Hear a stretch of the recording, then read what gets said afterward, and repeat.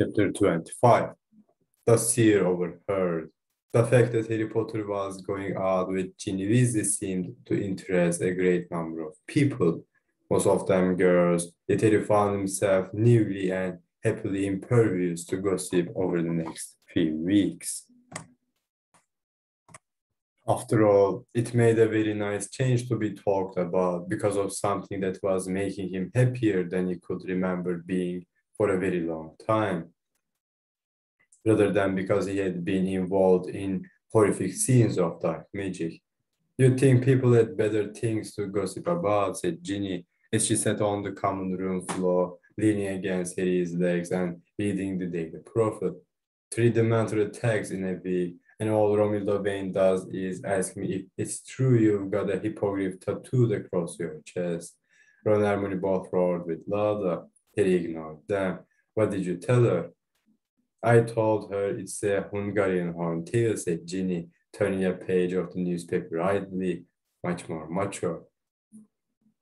Thanks, said Harry, grinning. And what did you tell her, Ron? Scoffed. A pygmy pup, but I didn't say where.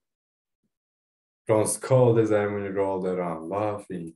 Watch it, he said, pointing warningly at Harry and Ginny. Just because I've given my permission doesn't mean I can't withdraw it. Your permission, scolded Ginny. Since when did you give me permission to do anything? Anyway, you said yourself you'd rather it was Harry than Michael or Dean. Yeah, I will, said Ron, grudgingly. And just as long as you don't start snugging each other in public, you filthy hypocrite. What about you and Lavender? Stretching around like a pair of eels all over the place, demanded Ginny. But Ron's tolerance was not to be tested much as they moved into June, for Harry and Ginny's time together was becoming increasingly restricted. Ginny's O's were approaching and she was therefore forced to study for hours into the night. On one such evening, when Ginny had retired to the library and Harry was sitting beside the window in the common room, supposedly finishing his herbology homework, but in reality reliving a particularly happy hour he had spent down by the lake with Ginny at lunchtime, Hermione dropped into the seat between him and Ron with an unpleasantly purposeful look on her face. I want to talk to you, Harry. What about, said Harry suspiciously. Only the previous day, Hermione had told him off for distracting Ginny when she ought to be working hard for her examinations. The so-called half-blood Prince. Oh, not again, he groaned. Will you please drop it? He had not dared to return to the room of requirement to retrieve his book, and his performance in portions was suffering accordingly. Those like Ron, who approved of Ginny, had jocularly attributed this to Harry being lovesick.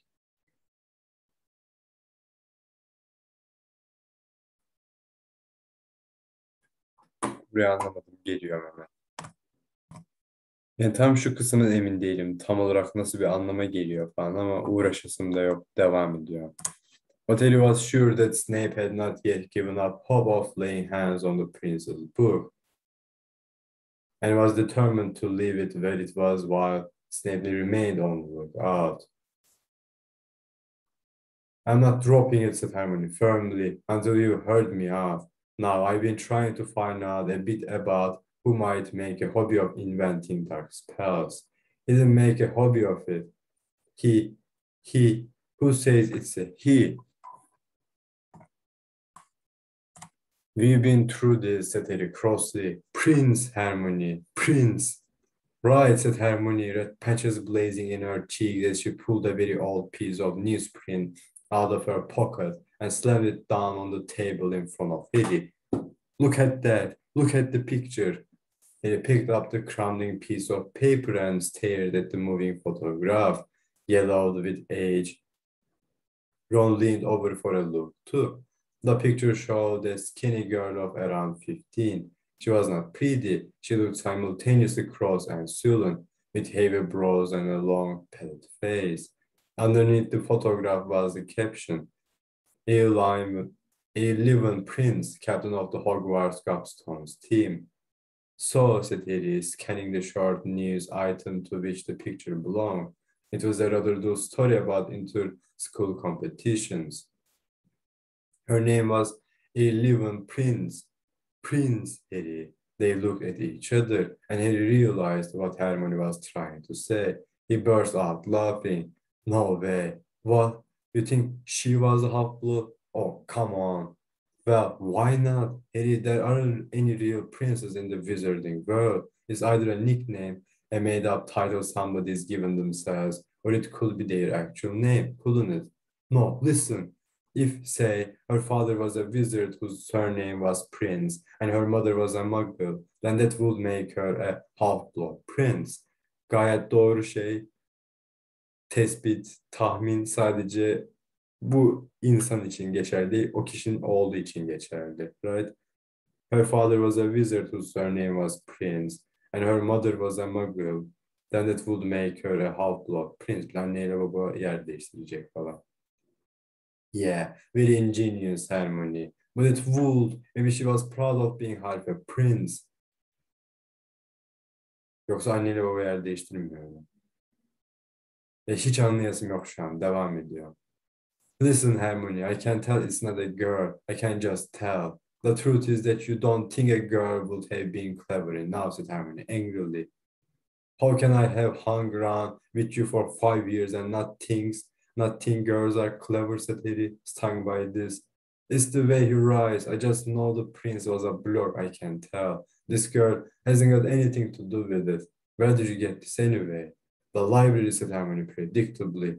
There's a whole collection of old prophets up there. Well, I'm going to find out more about a 11 prince if I can. Enjoy yourself, said Harry irritably. I will, said Hermione. In the first place I'll look, she shot at him as she reached the portrait hall, his records of old portions of words.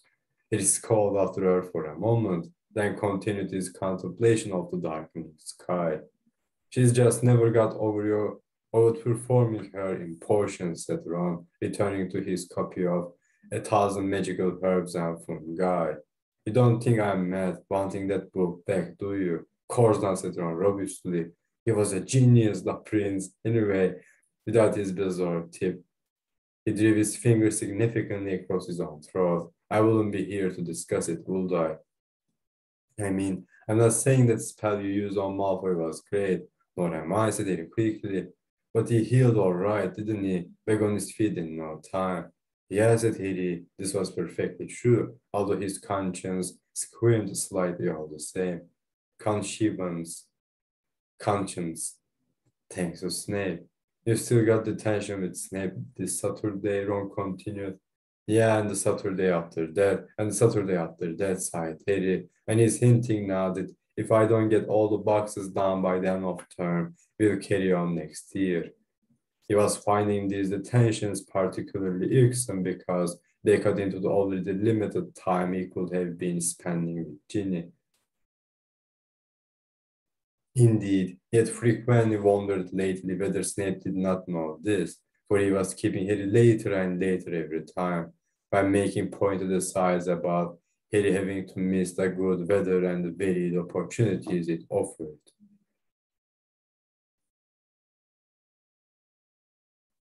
Harry was shaken from these bitter reflections by the appearance at his side of Jimmy Peaks, who was holding out a scroll of parchment. Thanks, Jimmy. Hey, it's from Dumbledore, said Harry excitedly, unrolling the parchment and scanning it. He wants me to go to his office as quick as I can. They stared at each other. Blimey, whispered Ron. You don't reckon he hasn't found? Better go and see, hadn't I, said Harry, jumping to his feet. He hurried out of the common room and along the 7th floor as fast as he could, passing nobody but Pease, who swooped past in the opposite direction, throwing bits of chalk at Harry in a routine sort of way and cackling loudly as he dodged Harry's defensive jinx. Once Pease had vanished, there was silence in the corridors, with only 15 minutes left until curfew. Most people had already returned to their common rooms. And then he heard a scream and a crash. He stopped in his tracks, listening. How dare you? Oh! The noise was coming from a corridor nearby. He sprinted toward it, his wand at the ready, hurtled around another corner, and saw Professor Trelawney sprawled upon the floor, her head covered in one of her mini shawls, several sherry bottles lying beside her, one broken. Professor, he hurried forward and helped Professor Trelawney to her feet. Some of her glittering beads had become entangled with her glasses. She hiccuped loudly, patted her hair, and pulled herself up on Harry's helping arm. What happened, Professor? You may well ask, she said cheerily. I was strolling along, brooding upon certain dark portents I happened to have glimpsed. But Harry was not paying much attention. He had just noticed where they were standing. There on the right was the tapestry of dancing shows, and on the left, that smoothly impenetrable stretch of stone wall that concealed. Professor, were you trying to get into the room of requirement? Oh man, as I have been, you are saved. What? She looked suddenly shifty. The room of requirement, repeated Harry. Were you trying to get in there? I didn't know students knew about. Not all of them do, said Harry. But what happened? You screamed. It sounded as though you were hurt. Said Professor Trelawney, drawing her shawls around her defensively and staring down at him with her vastly magnified eyes. I wished to deposit certain personal items in the room, and she muttered something about nasty accusations. Right, said Harry, glancing down at the sherry bottles, but you couldn't get in and hide them. He found this very odd. The room had opened for him, after all, when he had wanted to hide the half-blood prince's book. Oh, I got in all right, said Professor Trelawney, glaring at the wall. But there was somebody already in there.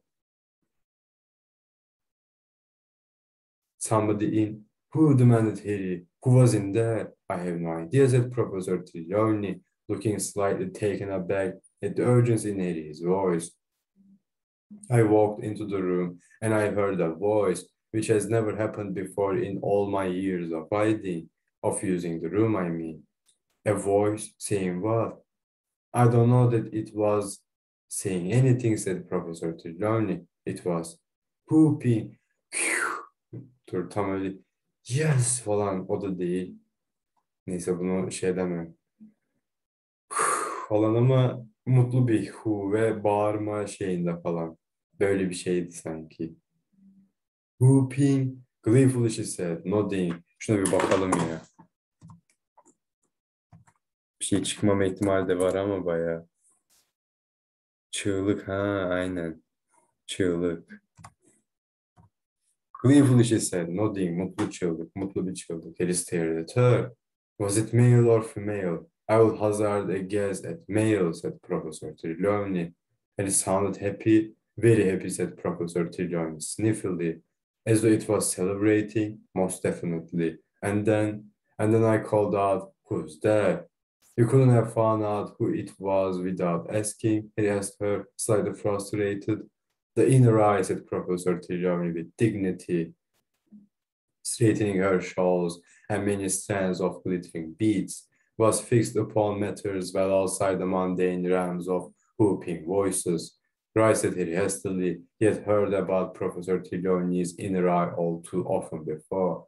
And did the voice say who was there? No, it did not, she said. Everything went pitch black, and the next thing I knew, I was being hurled headfirst out of the room. And you didn't see that coming, said Harry, unable to help himself.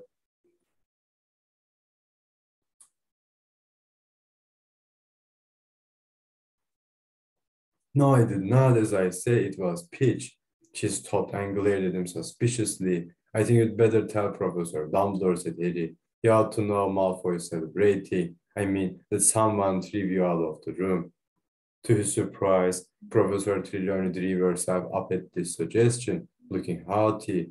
The headmaster has intimated that he would prefer fewer visits from me, she said coldly. I am not one to press my company upon those who do not value it. If Dumbledore chooses to ignore the warnings the cards show, her bony hand closed suddenly around Harry's wrist, again and again, no matter how I lay them out, and she pulled a card dramatically from underneath her shawls. The lightning struck tower, she whispered. Calamity, disaster, coming nearer all the time. Right, said Harriet again. Well, I still think you should tell Dumbledore about this voice, and everything going dark and being thrown out of the room. You think so? Professor Trelawney seemed to consider the matter for a moment.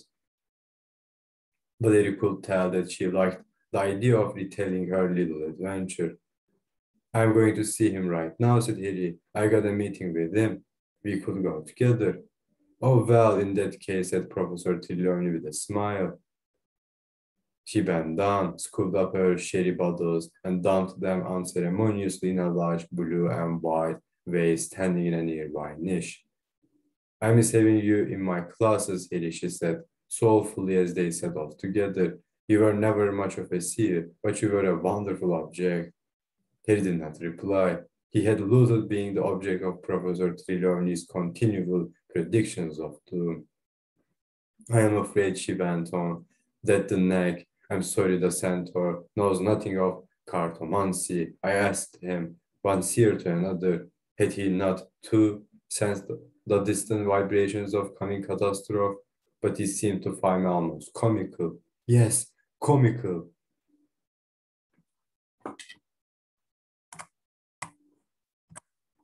Her voice rose rather hysterically. And he recalled a powerful whiff of sherry, even though the bottles had been left behind. Perhaps the horse has heard people say that I have not inherited my great-great-grandmother's gift. Those rumors have been bandied about by the jealous for years. You know what I say to such people, Harry? Would Dumbledore have let me teach at this great school, put so much trust in me all these years, had I not proved myself to him? He mumbled something indistinct.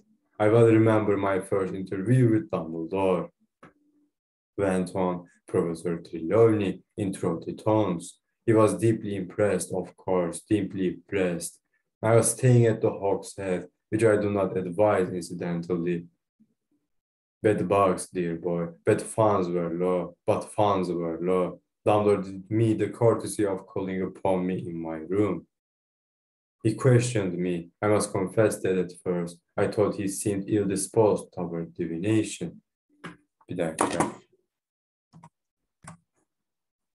And I remember I was starting to feel a little odd. I had not eaten much that day, but then, and now he was paying attention properly for the first time, for he knew what had happened then.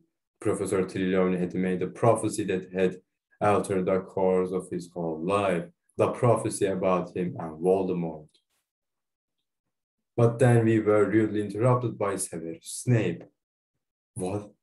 Yes, there was a commotion outside the door, and it flew open, and there was that rather uncouth barman standing with Snape, who was waffling about having come the wrong way up the stairs, although I'm afraid that I myself rather thought he had been apprehended eavesdropping on my interview with Dumbledore. You see, he himself was seeking a job at the time, and no doubt hoped to pick up tips. Well, after that, Dumbledore seemed much more disposed to give me a job, and I could not help thinking, Harry, that it was because he appreciated the stark contrast between my own unassuming manners and quiet talent, compared to the pushing, trusting young man who was prepared to listen at keyholes. Harry, dear, etti. Büyük konuşu tabii, of course. Büyük derken hani Harry için çok fazla anlama gelebilecek şeyler babında dediydim. Devam. She looked back over her shoulder, having only just realized that Harry was no longer with her. He had stopped walking and they were now 10 feet from each other. Harry, she repeated uncertainly. Perhaps his face was wide to make her look so concerned and frightened.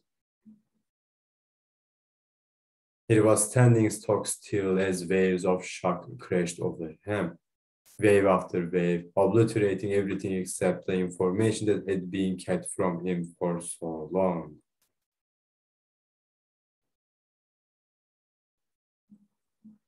It was Snape who had overheard the prophecy. It was Snape who had carried the news of the prophecy to Voldemort.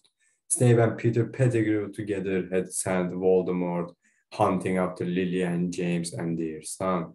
Nothing else mattered to Harry just now. Harry, said Professor Trelawney again. Harry, I thought we were going to see the headmaster together. You stay here, said Harry through numb limbs. But dear, I was going to tell him how I was assaulted in the room of... You stay here, Harry repeated angrily. She looked alarmed as he ran past her, around the corner into Dumbledore's corridor, where the long gargoyle stood sentry. He shouted the password at the gargoyle and ran up the moving spiral staircase 3 steps at a time. He did not knock upon Dumbledore's door. He hammered, and the calm voice answered, "Enter," after Harry had already flung himself into the room. Fawkes the Phoenix looked around, his bright black eyes gleaming with reflected gold from the sunset beyond the windows. Dumbledore was standing at the window, looking out at the grounds, a long black traveling cloak in his arms. "Well, Harry, I promised that you could come with me."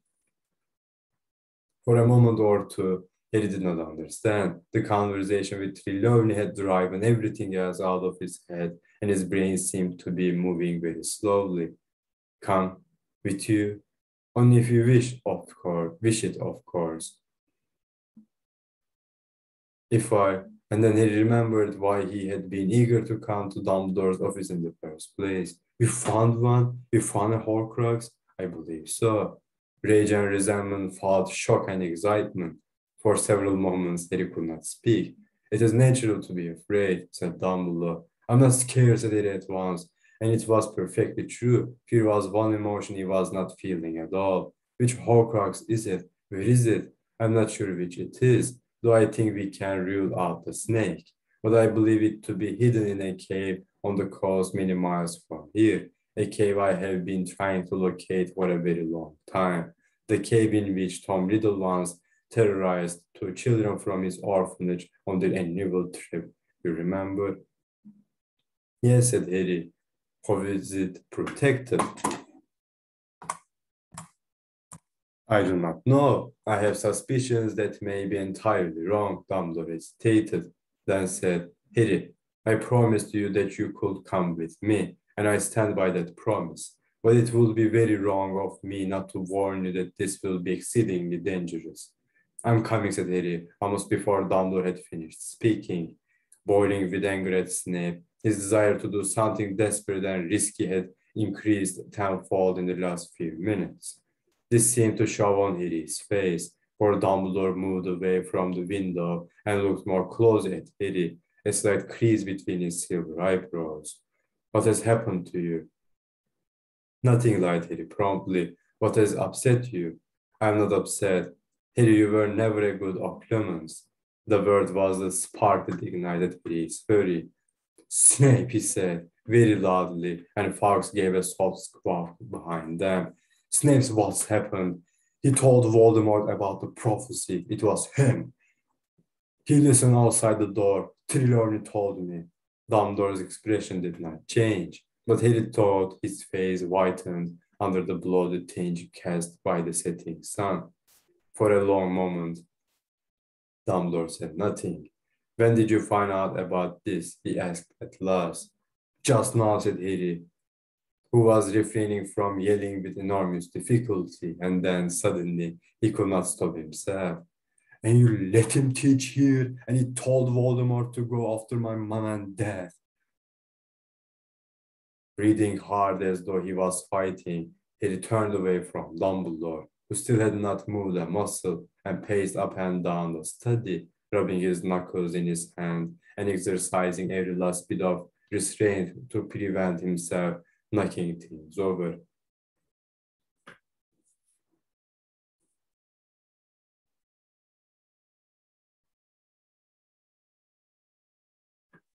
Şurayı anlamadım. Breathing hard as though he was fighting Harry turned away from Dumbledore, who still had not moved a muscle. Dumbledore oynatmadı hala bir elini kolunu, and paced up and down the study, rubbing his knuckles in his hand and exercising every last bit of restraint to prevent himself knocking things over. Bu Harry, tamam. Who still had not moved and muscle. Dumbledore, ondan sonra geri kalanı Harry. He wanted to rage and storm at Dumbledore, but he also wanted to go with him to try and destroy the Horcrux. He wanted to tell him that he was a foolish old man for trusting Snape, but he was terrified that Dumbledore would not take him along unless he mastered his anger.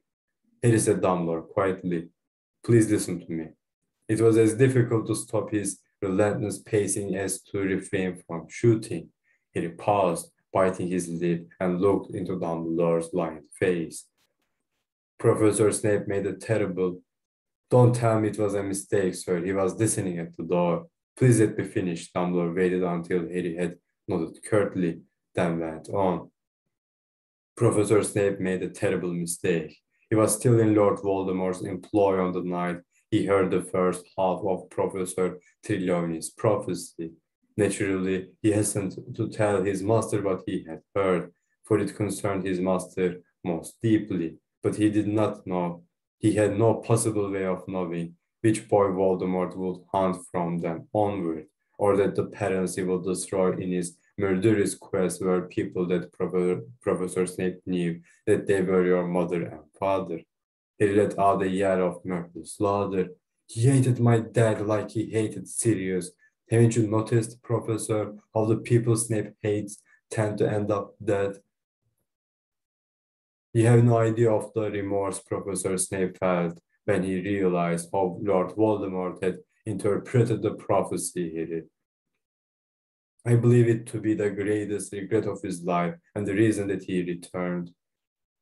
Anne, açık açık söylüyor lan resmen. But he is a very good oculist, isn't he, sir? Said Harry, whose voice was shaking with the effort of keeping it steady. And isn't Voldemort convinced that Snape's on his side even now? Professor, how can you be sure Snape's on our side?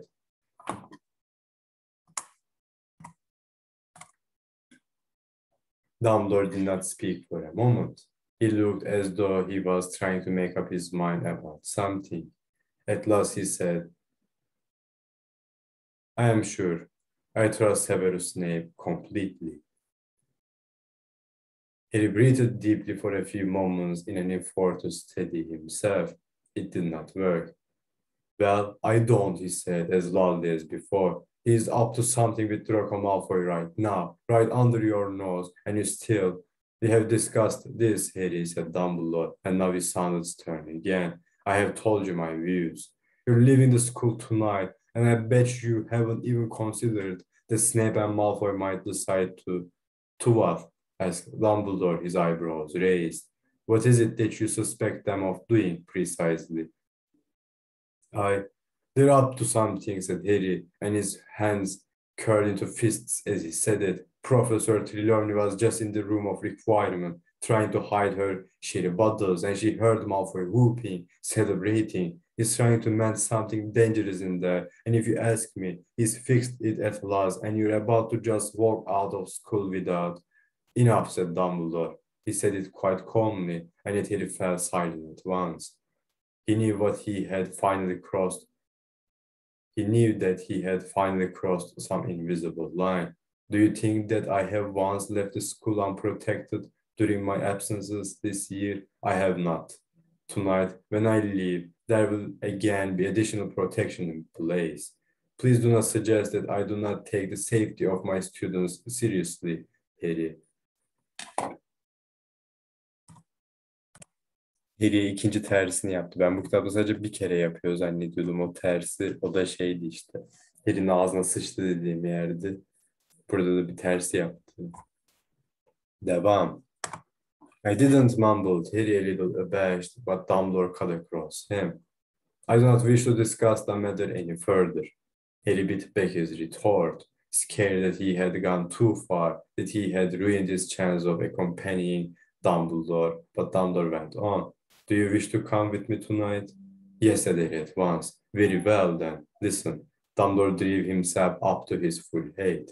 I take you with me on one condition, that you obey any command I might give you at once and without question. Of course. Be sure to understand me, Harry. I mean that you must follow even such orders as run, hide, or go back. Do I have your word? I, yes, of course. If I tell you to hide, you will do so, yes. If I tell you to flee, you will obey, yes. If I tell you to leave me and save yourself, you will do as I tell you. Harry, they look at each other for a moment. Yes, sir. Very good. Then I wish you to go and fetch your invisibility cloak and meet me in the entrance hall in 5 minutes' time. Dumbledore turned back to look out of the fiery window. Dumbledore turned back to look out of the fiery window. The sun was now a ruddy red glare along the horizon.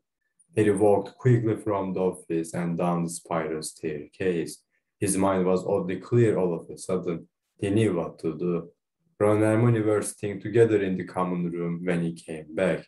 What does he want? Hermione said at once. Harry, are you okay? She said anxiously. I'm fine, said Harry shortly, racing past them. He dashed up the stairs and into his dormitory, where he flung open his trunk and pulled out the Marauder's map and a pair of belled-up socks.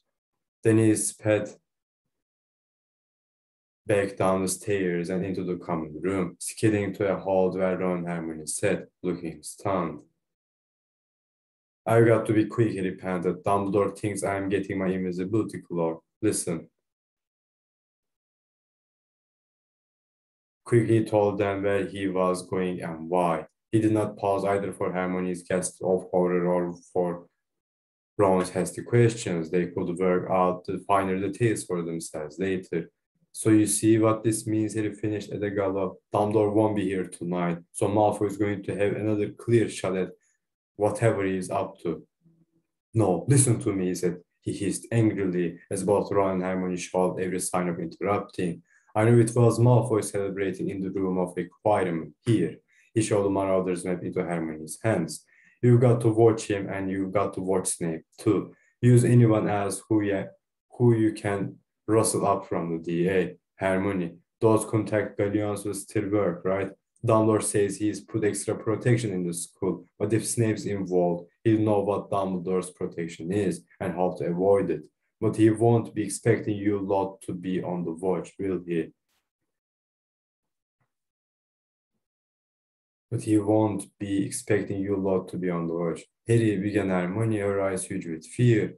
I haven't got time to argue, said Harry curtly. Take this as well. He thrust the socks into Ron's hands. Thanks, said Ron. Why do I need socks? You need what's wrapped in them. It's the Felix Felicis. Share it between yourselves and Ginny too. Say goodbye to her for me. I'd better go. Dumbledore's waiting. No, said Hermione as Ron unwrapped the tiny little bottle of golden potion, looking awestruck. You don't want it, you take it. Who knows what you're going to be facing? I'll be fine. I'll be with Dumbledore, said Harry. I want to know you lot are okay. Don't look like that, Hermione. I'll see you later. And he was off, hurrying back through the portrait hall and towered entrance hall. Hani bir cümlede bu kadar çok şey anlattığını gördüğüm için bölümü bitiren cümle olduğunu gördüm. Bilmiyorum, yemin olsun. Anam değilmiş lan. Değilmiş oğlum. Ama dediğim şeyi anladınız değil mi? And he was off. Birinci şey hurrying back through the portrait hall. Burada bir cümle biter. And towered the entrance hall diyor falan. Birden portrait'ten çıktığını gördük ve birden hop Great Hall'a gittiğini, Entrance Hall'a gittiğini gördük falan. Çok fazla şey anlatıyordu. Bölümün bitmiş olması lazımdı. Değilmiş. O çok komikti lan. Devam. Dumbledore was waiting beside the oaken front doors. He turned as Harry came skidding out onto the topmost stone step. Panting hard, a searing stitch in his side.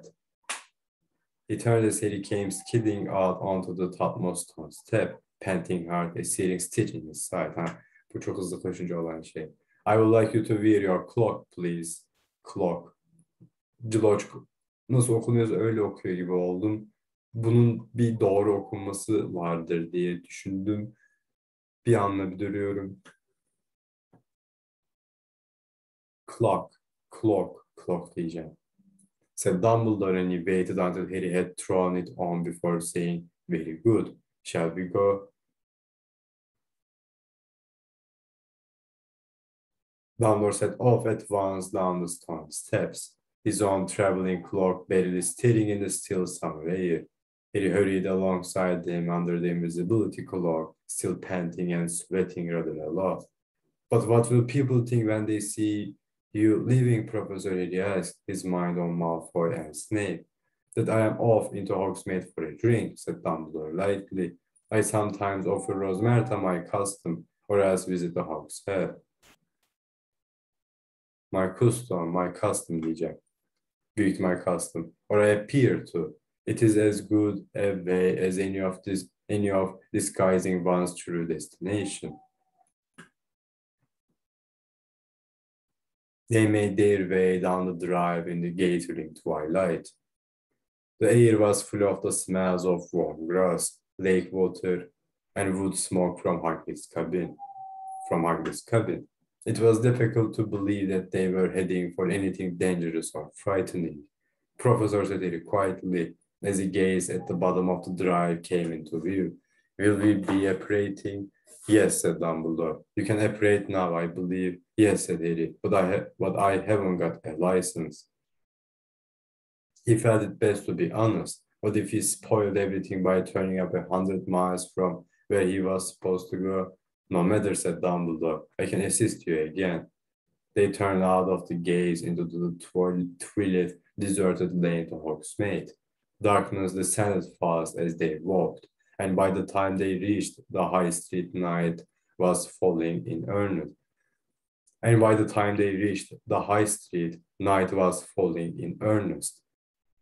Harbili gece oluyormuş iyice.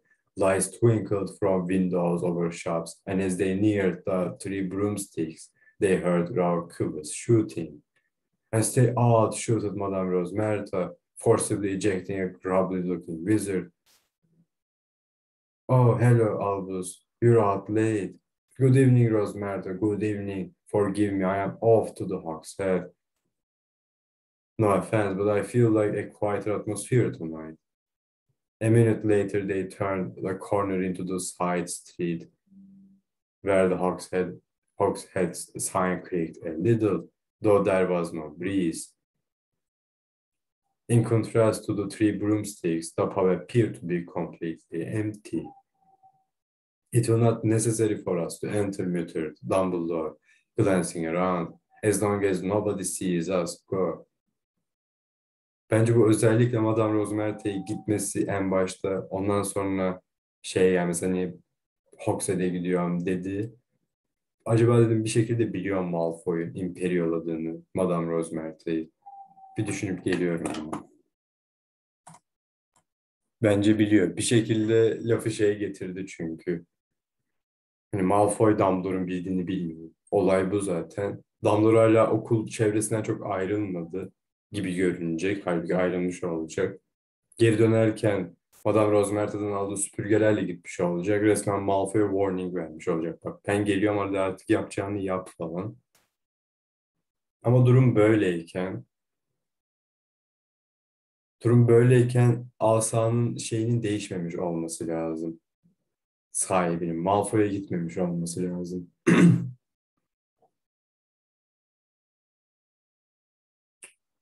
Belki de asanın Harry'e geçti Sectum Sempra'dan sonra. Çünkü Harry söyledik ihtiyaç odasında bir şey yapıyor falan. Dumbledore birden öğrenmiş, anlamış oldu iyice falan. Kafasından böyle bir hesap yaptı falan. Ama şu an çok motherfucker bir noktayı konuşuyor olabiliriz by the way. Yani olayı anladı falan, anlamaması lazım. Hatta anlamamaya çalışıyordu belki. Ya da anlamamıştı o zamana kadar ama birden anladı böyle.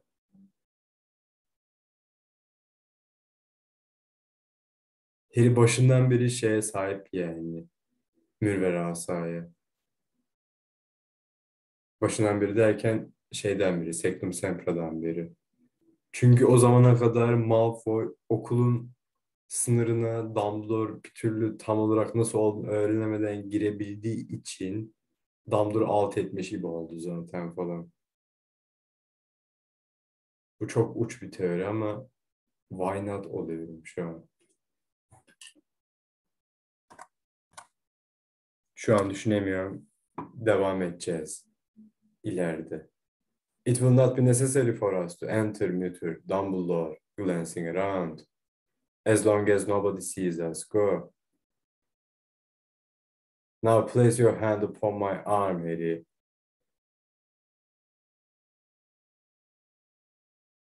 Now place your hand upon my arm, Harry. There is no need to grip too hard. I am merely guiding you. On the count of 3. 1, 2, 3. Hala yine bölüm bitiyor zannettim, yine bitmiyor çıktı. He returned at once. There was that horrible sensation that he was being squeezed through a thick rubber tube. He could not draw breath. Every part of him was being compressed almost past endurance, and then, just when he thought he must suffocate, the invisible bands seemed to burst open. And he was standing in cool darkness, breathing in lungfuls of fresh, salty air. Chapter 26, The Cave. Diyecek bir şeyim yok. Hadi görüşürüz.